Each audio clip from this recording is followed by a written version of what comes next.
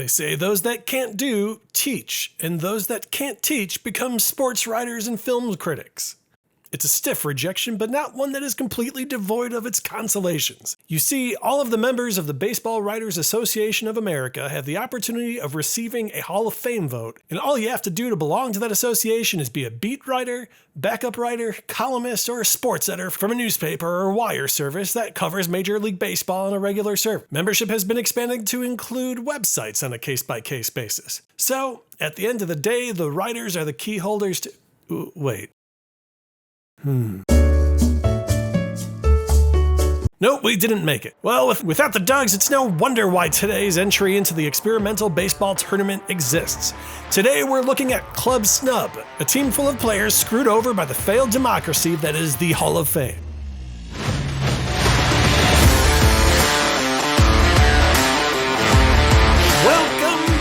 To the Dogs. I'm Johnny Paprika. Everything that we do here is an excuse to tell a lot of baseball stories and a lot of jokes, so if that sounds interesting to you, stay in the know and help us grow by getting a free shiny subscription to our channel. Today we're looking at our second Group B entrant into the Dogs Experimental Baseball Tournament. If you're new to the channel, take a look at the beginning of this Season 2 playlist to check out what we're all about. On to Club Snub. I'm going to lead with two players not on the team, Barry Bonds and Roger Clemens. I know it's a hot topic right now as there seems to be growing support for their inclusion, but we all know why they're out and it has nothing to do with their natural ability.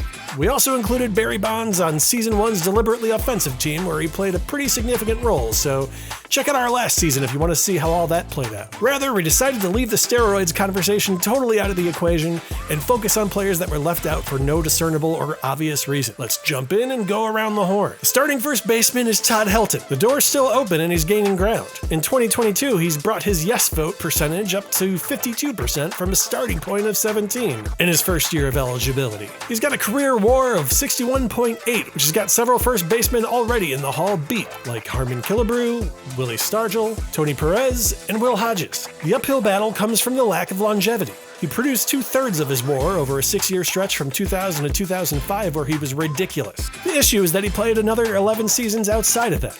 Another issue is that he played his entire career in Colorado and 5 of those years predated the humidor. Helton once sneezed during that era and a pesky crumb that had lodged itself in his front teeth had no problem leaving the park. For comparison's sake, the 3-year rolling average in park factors in 2022 has Coors Field relatively even with Cincinnati's Great American Ballpark and Boston's Fenway. The park actually just barely cracks the top 10 in home runs hit. Rolling into 2000, the first of Helton's dominant years, Coors Field saw the most home runs hit and it was clear of the second place Royals Kauffman Stadium by 39 home runs. Still, he ended his career with an on-base percentage over 400, reaching .463 in 2000 and might be only a matter of time before he finds himself admitted. Jeff Kent is manning second base. No second baseman has hit more home runs than Jeff Kent. Tough to be a leader at your position and not in the Hall.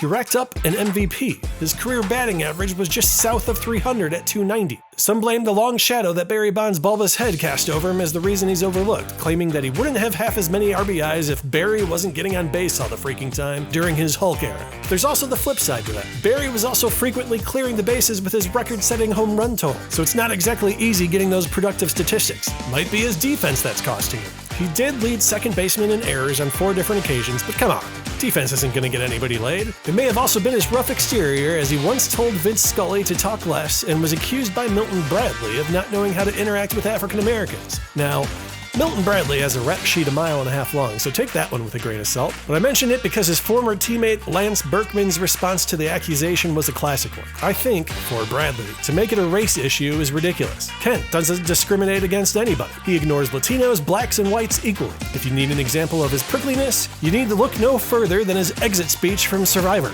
You know what pisses me off? Is I think I've made about $60 million playing baseball, and I want this frickin' $1 million in this game. And it's not even $1 million. It's 600 grand by the time Obama takes it. I'm a Game 7 World Series loser. You know, I've played in the biggest games in the world and the worst games in the world, but this just sucks. At That's short, it's household name Bill Dahlen. I know, how can this guy not be in there? Bill Dahlen played for 2 decades starting in 1891 and was flashy on both sides of the ball. He led the league in defensive WAR twice, and yeah, it was the dead ball era, but he was top 5 in home runs during 5 different seasons. He hit above 350 in 2 separate seasons. Still yet to be seen how he'll get along with Jeff Kent at second base though, as he was nicknamed Bad Bill for his temper. In 1898, he was ejected from 10 games.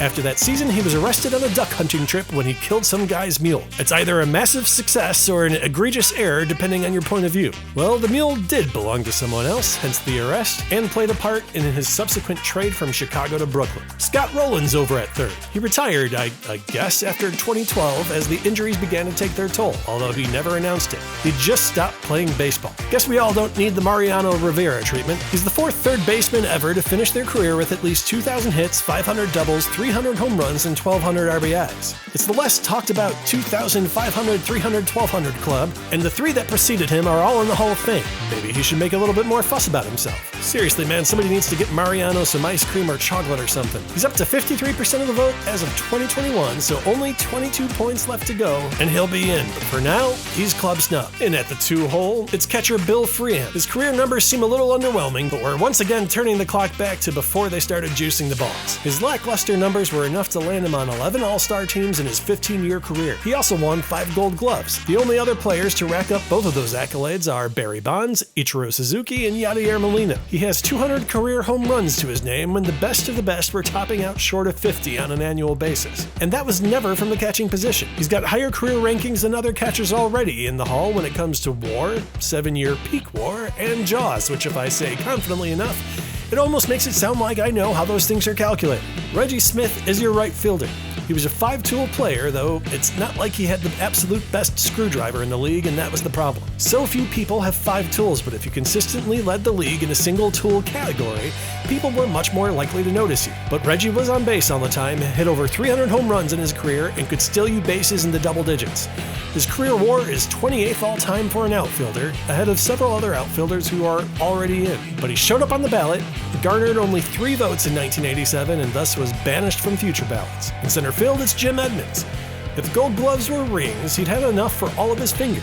Not his thumbs though, but that's fine, thumb rings are weird. But like Reggie, he appeared on the ballot once, got 2.5% of the vote, and thus no more ballot for Jimmy. Aside from his defense, he was also a hell of an offensive player too. He ended his career 7 home runs short of 400 and had a career on-base percentage of .376 and slugged .527, which is just outside the top 50 of all time. Wikipedia claims he's affectionately remembered by fans as Jimmy Baseball, Jimmy Ballgame, which I remember, but it also claims they called him the Jib Master, which I absolutely do not remember. Rounding out the offense, it's Bob Johnson in left field. With a name like Bob Johnson, it blows my mind he was overlooked. No, not that Bob Johnson. Nope. And shockingly not the Bob Johnson with 30 career plate appearances. Come on, graphics guy, are you even trying? Yep, there's the Bob. Unfortunately for Bojo, he played for many years with the Philadelphia Athletics, who sucked.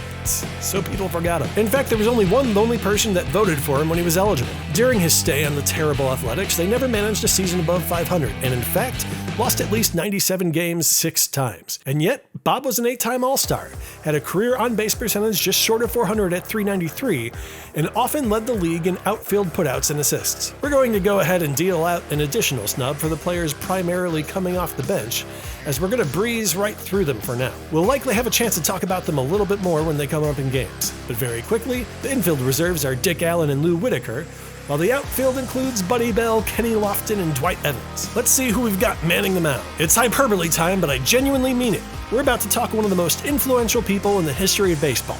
I'd put him in the top 2 or 3. The first pitcher for Club Snub is Tommy John. Before we talk about Tommy, however, we're going to talk about Frank Jobe. If you ever wondered what blowing out your UCL feels like, Tommy says it felt as if I had left my arm someplace else. It was as if my body continued to go forward and my left arm just had flown out to right field, independent of the rest of me. Before Jobe, this injury was a career ender. However, Job talked John into trying an experimental procedure to attempt a comeback. The general idea is that you take a piece of your forearm and move it to replace the broken piece of you in your elbow. This had never been done before, as the concept was typically only used in wrists and hands, never the elbow. Job gave it a 1 in 100 shot in working out, but Tommy John really didn't want to go to work for his friend's car dealership, and he told Job to do his best. It was a long road to recovery, but Tommy, who went down with the injury on July 17, 1974, came back to start the April 16th game of 1976. He went 5 innings, giving up 3 runs. In his second start, he went 7 scoreless.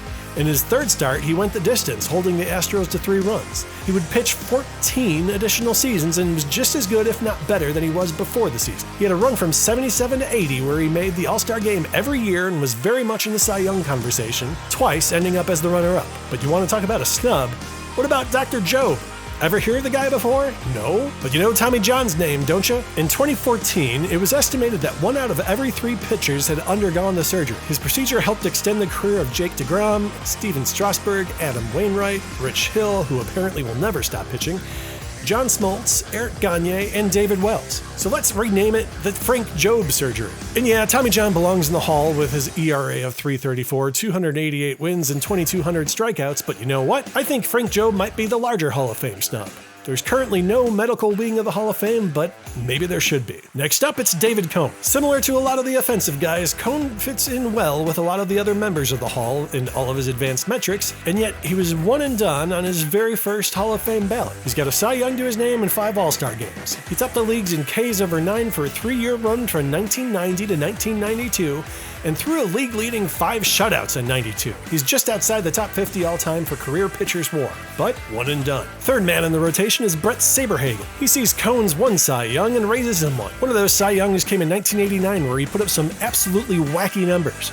He ended the year with an ERA of 2.16, had completed 12 games, won 23 games, struck out 4.5 for every walk, and had a sub-1 whip. Maybe the knock against him is that he didn't pull a Def Leppard and got out well past his prime, but the injuries started piling up in 95, and that led to some shortened seasons and eventually a failed comeback and retirement. Tony Mullane is up next, and many say he was easily one of the best ever. Now, we're talking about another 19th century guy here, so take all of this with a grain of salt. But he racked up 284 wins in 13 seasons, which places him in second place among pitchers not in the Hall. He once pitched with both arms in the same game. That's only been done an additional 2 times since the era that he took the mound. He's credited with the first no-hitter in the American Association. He roller skated and ice skated professionally. He also threw 343 wild pitches, which is tops all time in the history of baseball. Part of the reason for that crazy total is that he refused to tell Moses Fleetwood Walker, his catcher, which pitch was coming. You see, the reason most point to him not being in the Hall was that he was a massive dick.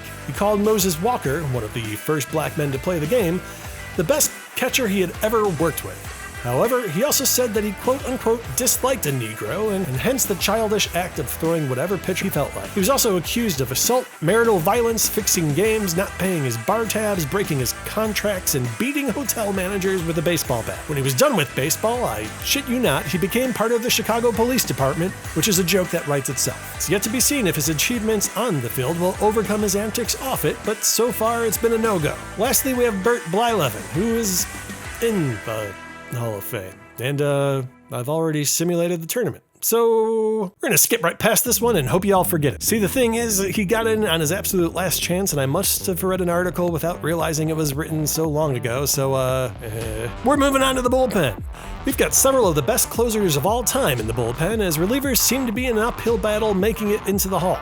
Billy Wagner is 6th all-time in saves with a career ERA of 2.31. John Frank is ahead of him in 5th place. Dan Quisenberry led the league in saves on 5 different occasions. Is it hopeless for relievers?